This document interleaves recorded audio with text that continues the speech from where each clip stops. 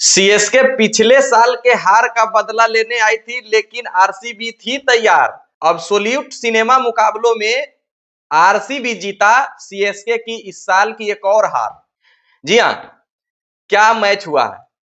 कभी तुम ले लो, कभी हम ले लो, दर्शक कभी आरसीबी के खुश, कभी सीएसके के खुश, लेकिन अंततोगत्वा आरसीबी के फैंस सीएसके के फैंस पर भारी पड़ गए हैं।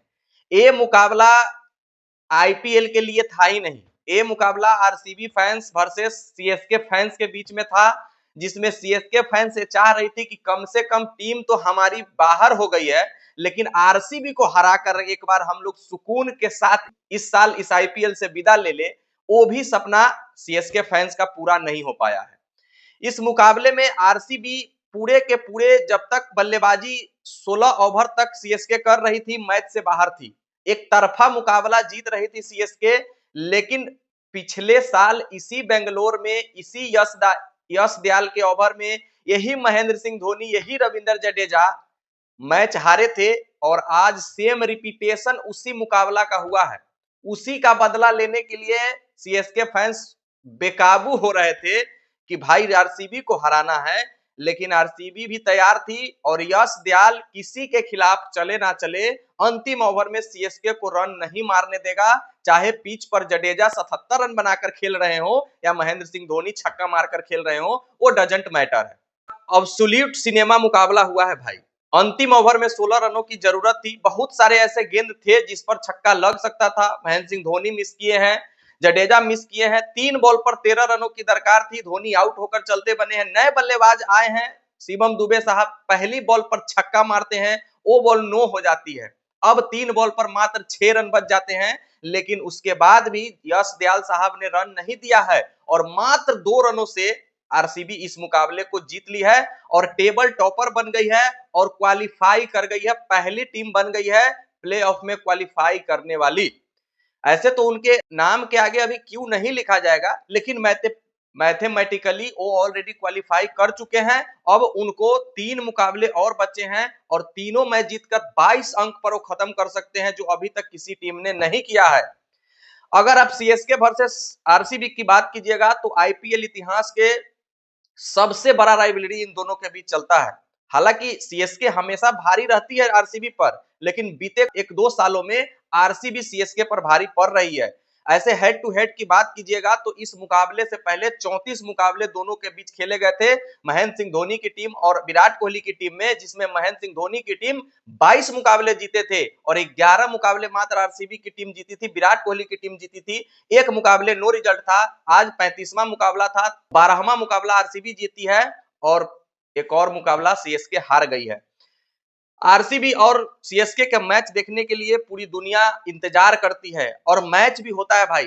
भले सीएसके पूरे कैंपेन अपना बुरी तरीके से खेले हैं, लेकिन सबसे बेहतर मैच सीएसके आज ही खेली है। भले 2 रनों से मुकाबला हार गए हैं, लेकिन आज वो इंटेंट नजर आया है सीएसके की तरफ से कि हाँ, हमको हराना है किसी टीम को और हमको खेलना है। और ऑलमोस्ट 16 ओवर तक मुकाबला उनके पक्ष में था, यहां तक कि 17 ओवर तक उनके मुकाबला पक्ष में था। 3 ओवर में 35 रनों की दरकार थी। श्रेयस शर्मा 6 रन देते हैं, भुवनेश्वर कुमार 13 रन देकर जाते हैं और अंतिम ओवर में 16 रन डिफेंड कर लेते हैं, जहां पर ओस गिर रही है, जहां पर बाउंड्री छोटा है, सपाट पिच है, लेकिन फिर से बॉल बुलाया है और फिर से नया बॉल आया है, सूखा बॉल आया है, और फिर से आरसीबी को फायदा मिला है। और अंपायरिंग, भाई अंपायरिंग तो इस सीजन जितना गंदा हो रहा है ना, इसका कोई हिसाब ही नहीं है। अगर आरसीबी आज 2 रनों से मुकाबला जीती है, अगर वो अंपायरिंग सही हुआ रहता तो शायद 1 ओवर पहले सीएसके इस मुकाबले को जीत सकती थी। हाँ, जो डेवाल्ड ब्रेसिस आउट हुए हैं, कितना बाहर बॉल था। एक तो आपने पहले उनको एलबीडब्ल्यू करार दे दिया है, वो बंदा अभी रन ले लिया है, रन ले रहा है। उसके बाद जब रिव्यू लिया है तो आप कह रहे हैं टाइम खत्म हो गया। तो टाइम जब खत्म हो गया तो आपको टाइमर बड़ा स्क्रीन पर दिखाना चाहिए ना, तो आपने टाइमर नहीं दिखाया है। तो फिर गलती किसका था? बल्लेबाज का गलती था या एम्पायर का गलती था? टेक्नोलॉजी किस लिए आता है? टेक्नोलॉजी किस लिए आया है कि अगर आपसे कोई बड़ा डिसीजन बबल अंडर हो जाए, गलत हो जाए, उसको सुधारने के लिए। ठीक है, 15 सेकंड का मौका मिलता है, लेकिन 15 सेकंड के अंदर में बल्लेबाज लेगा, जब आप उसको घड़ी दिखाइएगा तब ना। घड़ी भी नहीं दिखा रहे हैं। मुझे तो कभी कभी अब डाउट होने लगता है कि क्या अंपायर को वास्तव में पैसा दिया जाता है? क्या अंपायर किसी एक टीम की तरफ से खेलते हैं? क्या अंपायर किसी एक टीम को सपोर्ट करते हैं? समझ ही नहीं आता है। तो ये तो बात है। आज का मुकाबला कम से कम धोनी की टीम टॉस जीती और फील्डिंग करने का फैसला किया। जोसेफ बथेल जो कि शानदार बल्लेबाजी, विराट कोहली की गजब की बल्लेबाजी, फिर से विराट कोहली के सर पर ऑरेंज कैप सवार हो गया है। ये जो ऑरेंज कैप है ये 3 खिलाड़ियों के इर्द गिर्द घूमती है। मुंबई का मैच होता है, सूर्या के सर पर चला जाता है। गुजरात का मैच होता है, साई सुदर्शन के सर पे चला जाता है। और बेंगलोर का मैच होता है तो विराट कोहली के सर पे आके रुक जाता है। उसके अलावा आज आरसीबी की तरफ से जोश हेजलवुड नहीं खेले बीमारी के कारण, लेकिन उनके जगह पर जो खेले लुंगी इंगिडी वो उनसे बेहतर काम करके दिए हैं आरसीबी को। 4 ओवर में 24 रन देकर 3 विकेट हासिल किए।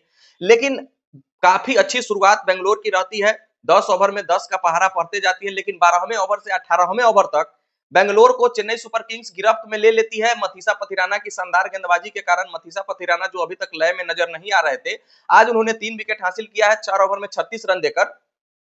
और 18 ओवर में मात्र 159 रन होते हैं आरसीबी के, और वहां से रोमियो शेफर्ड का तूफान आता है जो कि 2 ओवर में 54 रन जड़ देते हैं। खलील अहमद को इस सीजन का सबसे महंगा ओवर 33 रन उस ओवर में आते हैं, और अंतिम ओवर में 21 रन बनाते हैं मथीसा पथिराना के ओवर में, और मात्र 14 गेंदों में 50 जड़ करके अपने करियर का सबसे तेज 50 और आईपीएल इतिहास में दूसरा सबसे तेज 50 जड़ करके उन्होंने टीम की स्कोर को 213 तक पहुंचा देता है।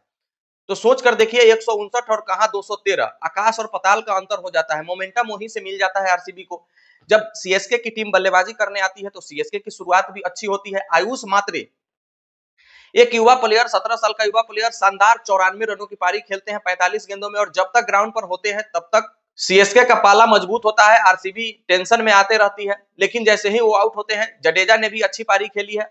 भुवनेश्वर कुमार को आरे हाथों लिया है आयुष मात्रे, 17 साल का लड़का, 6 बॉल पर 6 बाउंड्री मारा है भुवनेश्वर कुमार को। लेकिन वहां से भी भुवनेश्वर कुमार लास्ट और सेकंड लास्ट ओवर में अच्छी गेंदबाजी करते हैं, मात्र 13 रन देकर निकल जाते हैं।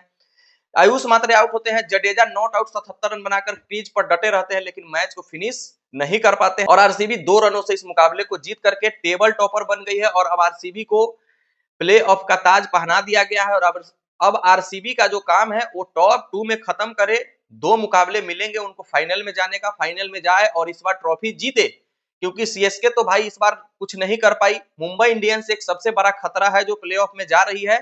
इसी टीम से सभी को डर होना चाहिए। बाकी आप लोग कमेंट करके बताइए कि क्या आरसीबी इस बार ट्रॉफी जीत रही है। इस मुकाबले में कहां सीएसके चूक कर गई, धोनी के बल्ले से भी वो कुछ खास कारनामा नहीं देखने को मिला। मिलते हैं फिर नेक्स्ट वीडियो में, जब तक के लिए बेस्ट ऑफ लक, धन्यवाद, जय हिंद।